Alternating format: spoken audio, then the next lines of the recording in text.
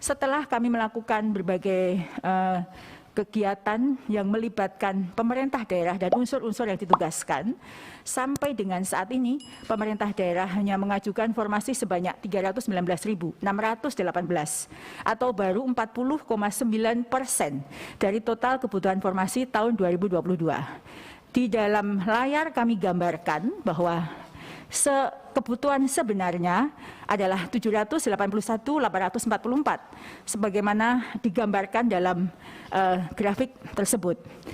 Dan sesuai usulan yang sudah kami dapatkan sebelum kami melakukan pendekatan dengan Pemda itu sebesar 17% saja dari total kebutuhan, yaitu 131.239. Lalu beberapa kali kami melakukan rapat koordinasi mengundang seluruh Pemda di seluruh Indonesia sehingga terjadi peningkatan jumlah sebesar 24% dari usulan sebelumnya. Namun demikian peningkatan ini pun masih jauh dari kebutuhan yang sebenarnya, yang mana formasi akhir pada saat ini adalah 319.618 atau 41% dari total kebutuhan. Kami laporkan Pak Fikri pada saat RDP kami laporkan Brebes menarik usulannya, namun berbagai pendekatan yang sudah dilakukan, bupatinya langsung datang ke Menpan dan PKN, formasi 517 itu dikembalikan lagi, alhamdulillah, sehingga laporan pada saat RDP itu berdampak pada Pemda kembali mengusulkan kembali. Karena ada informasi yang didengar oleh guru dan guru kemudian melakukan advokasi kepada Pemda dan saya mendampingi Bupati Kabupaten Brebes sehingga formasi tersebut kembali, alhamdulillah. Memang ini luar biasa. Akibat RDP. Iya, betul. Selanjutnya kami laporkan di slide berikutnya, Bapak Ibu yang saya hormati.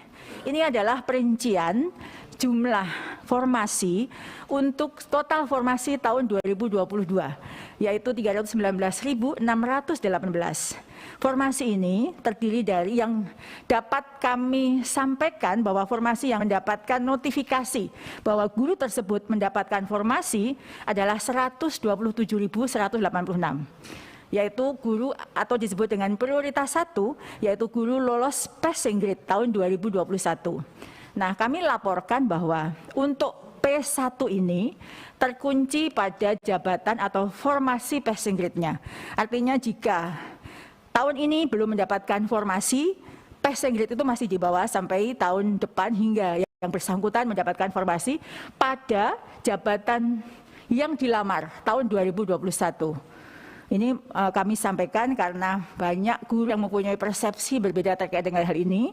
Jika tahun ini dia tidak mendapatkan formasi, maka PG-nya hilang. Ini kami laporkan kembali. Jika pemerintah daerah mengusulkan formasi kurang dari kebutuhan, maka P1 tersebut tidak akan mendapatkan formasi, seperti yang kami laporkan, dan jumlahnya cukup besar. Kemudian ada P1 yang tidak mendapatkan penempatan karena memang terdapat kelebihan mata pelajaran di daerah tersebut. Maka yang dari 193.000,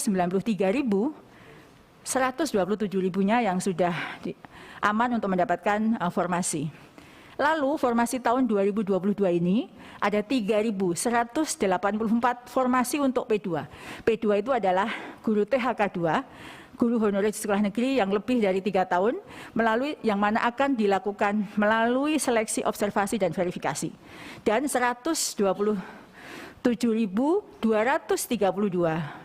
untuk formasi untuk P3 atau guru honorer yang ada di sekolah negeri lebih dari 3 tahun.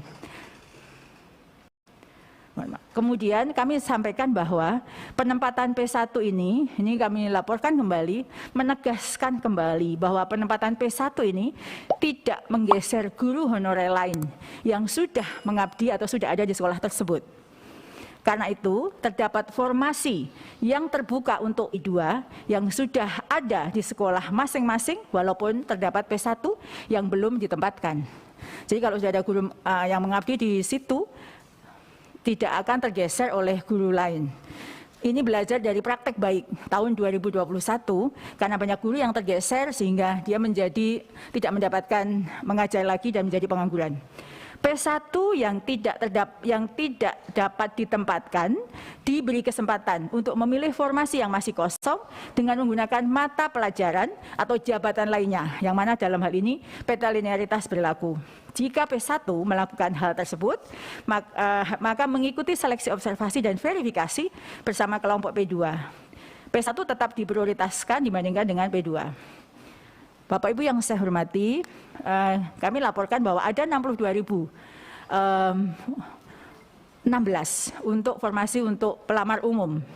Jadi mohon maaf ya kesalahan penyebutannya, pelamar umum, yang mana formasi untuk pelamar umum hanya formasi kosong. Jadi kami menyampaikan ini untuk menjawab pertanyaan mengapa ada P umum sementara P1 belum ditempatkan.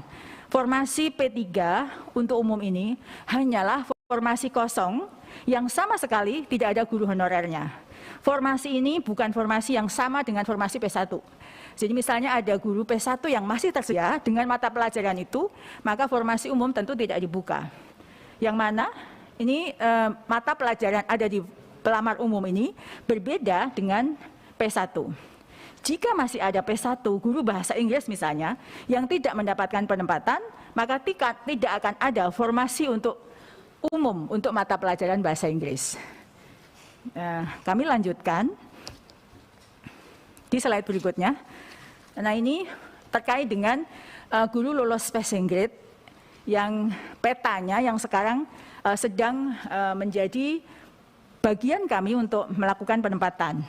Dari 193.954 pelamar P1, kami laporkan bahwa 87,2%-nya guru lulus passing grade tersebut bisa mendapatkan formasi ASN P3K tahun 2022. Dan masih ada 12,8% yang belum mendapatkan formasi. 87,2% ini adalah di angka yang berwarna hijau, 127.186 yang sudah mendapatkan notifikasi mendapatkan formasi, dan di 11.349 yang tersedia formasi jika guru tersebut melamar menggunakan jabatan lainnya. Jadi masih alhamdulillah sudah 87,2% yang sudah mendapatkan formasi. Dan yang sisanya tersebut kami laporkan bahwa 41.000-nya adalah sebenarnya ada kebutuhan, namun belum dibuka formasinya oleh Pemda terkait. Dan 13.527-nya adalah memang tidak tersedia formasi karena mata pelajaran yang dimiliki oleh guru tersebut memang berlebih. Selanjutnya, di slide ini kami laporkan bahwa yang mendapatkan notifikasi untuk melamar dengan jabatan fungsional lainnya, ini adalah yang belum mendapatkan penempatan bisa mengikuti seleksi sebagai P2, P3, ataupun pelamar umum. Yang pelamar umum ini adalah guru honorer swasta yang lolos passing grade. Jika mereka turun prioritas, maka bisa mengikuti sebagai peserta pelamar umum. Ilustrasinya adalah sebagaimana yang ada di layar bahwa guru P1 itu sebenarnya dia adalah guru SD.